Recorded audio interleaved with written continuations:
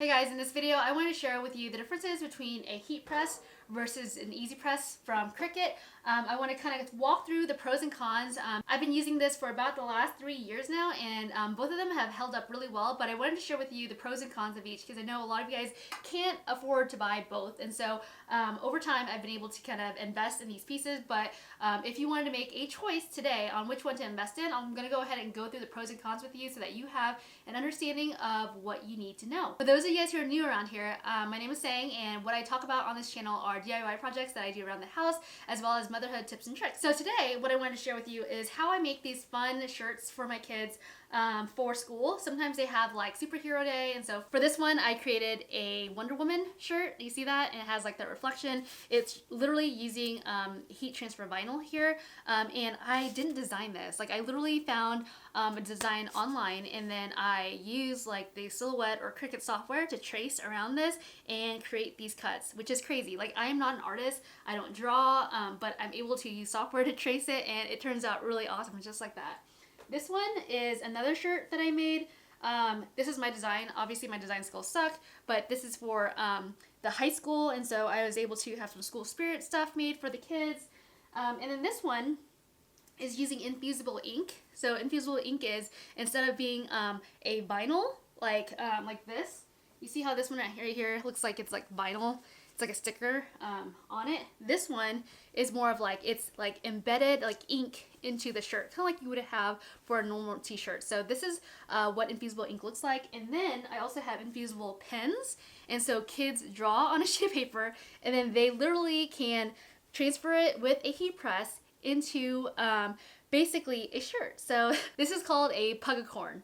A unicorn and a pug put together. I make a lot of shirts because my kids always have like these themes at school where there's like sports day, there's school spirit day, also Christmas and Halloween. You guys get it. There's a bunch of themes that they want to make shirts for, and so this is really easy. Jiffy Shirts is the place that I buy shirts. It's like $4 or less for a shirt. You could even find them for like $2 for like the cheap versions, but generally like this is what I use these heat presses for. So with regard to this heat press, I'm going to go ahead and link down below to the heat press that I have, and also kind of explain to you the pros and cons of each. Okay, so this one I've had for the last, I think, 3 to 4 years, and it's pretty amazing. One year I actually had a problem with this, or so I thought. So like this right here is a heat press, and this is like a mat, right, that goes underneath here to protect your shirt. And all you do is you turn it on. There's like a little button on the side. You turn it on, and you can see that there is the temperature, and then how long you want to go for it, and then basically you hit set. There's like a button for setting the temperature, and it's really easy to use. And so what's great about this is if I show you a shirt, okay, so when I put a shirt in here, I just turned it off so I don't wear myself, but if I put a shirt in here, you see how much space like it covers. And what's great is that this press will allow you to push down, and then it has that pressure there, and you can change the pressure depending on what you want. And so this allows it, and you can see how loud it is too, but this allows it to make sure that the pressure on the vinyl or the invisible ink is strong enough so that it stays. If it doesn't stay, what will happen is that this shirt will start peeling. That's what I thought I had a problem with this for. It was working for the first 2 years, and then 1 year I was like, what is going on?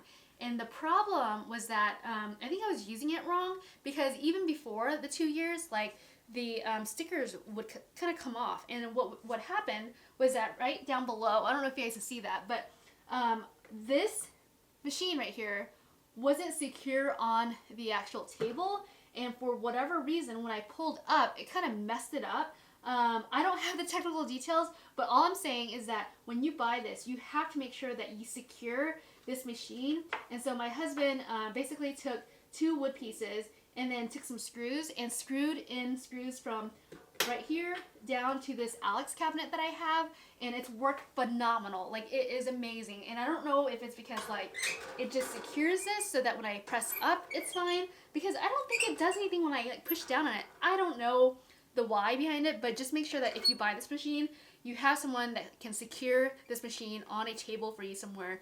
Otherwise, I think your vinyl will not stick. So that's my tip.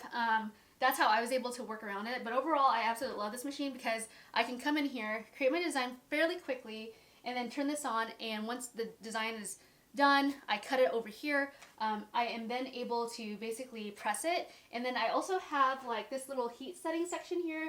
It's from Expression Vinyl, so when you buy from Expression Vinyl, they give you like a little sheet that tells you like what the temperature settings are, and so I just have that glued here so that I don't have to like look it up on the computer. What's great about having this connected to my heat press is that I have Atlas cabinet that has all of my heat transfer vinyl down below, as well as my infusible ink. So this thing is pretty obnoxious. It's pretty ugly, and so I work my 9 to 5 in this space, and so I'm on conference calls a lot, so my camera is right here, faces this way, so this is kind of tucked away in a corner because I wanted this space to be my office and my craft room. So it is pretty obnoxious looking. So that's the disadvantage of this, is that like here, I mean, someone's gonna ask on a video like, what the heck is that, right? And so I don't want to answer that because I just don't want to answer it. So what you have here is the EasyPress machine. So this EasyPress, basically you can put this away. Like literally, I store it at the top of my shelf, and so no one's like questioning like what it is. But this is the machine here, and they have different sizes. They even have little small sizes, so that if you're trying to do like corners and stuff, they have a heat press for that. But overall, you put it in, and here are the buttons here. So if you got the power, the temperature, the time, similar to what that has, right? The temperature and the time. And then basically you're increasing, decreasing, and then it just allows you to basically press down. And so what it's lacking from the heat press is the pressure, right? And so if you're trying to make sure that the vinyl sits, you have to make sure that you're using, I think, Cricut vinyl, to be honest, because if you use other vinyl, like from Expressions Vinyl or from Heat Transfer Vinyl Warehouse, I think that's their name, I think you might get mixed results. So Cricut normally does really well with their own line of stuff. I'm not kidding. So they have specific instructions on basically what heat settings to use, how much pressure. When I say pressure, I mean like how much physical like pressure do you need put on there, and then the heat temperature settings and the time settings as well. So Cricut offers all of that on their website, so you'll have to go to their website to see what the settings are for this machine. So overall, you can see this. I'm going to go ahead and share with you guys basically what that looks like. So I'm going to go ahead and put a shirt on here so that you guys can see the width of this. So here's a shirt that would fit like a 5-year-old, okay? So you guys see that? So this is a 5-year-old shirt. So if I put it here, so you can see that this is for a 5-year-old, right? All right, so I'm going to go ahead and measure this. So this is about 15 by 15, okay? And then here, I'm going to measure, you see how the difference is? So this gets it on the side, and to be honest, the side actually doesn't work that well on this heat press, so that's something to consider as well. Normally I try to center everything from the middle because this is where the pressure is. This one looks like it's 11. Let me do this side actually. It's 12 by 10. All right, so this one has a smaller, obviously, area space, and this one is a bigger area space. So why that's important is if you're trying to do like pillows and stuff and you need to cover in one fell swoop, then this machine would be better than this machine. Honestly, I haven't pulled out this machine as often as I use this machine, because this machine, I have to set it up, I have to figure out what space or what surface area that I'm using, whereas here, while it is obnoxious to have it out all the time, what's great is that when I turn it on and flip it on, it's there, and then I don't have to set anything up. Otherwise here, I have to have a space for this thing, as well as surface area where I can place the shirt. So that's the con on the EasyPress. Overall, in terms of price, they're very similar in price. I think when I bought this, it was $150.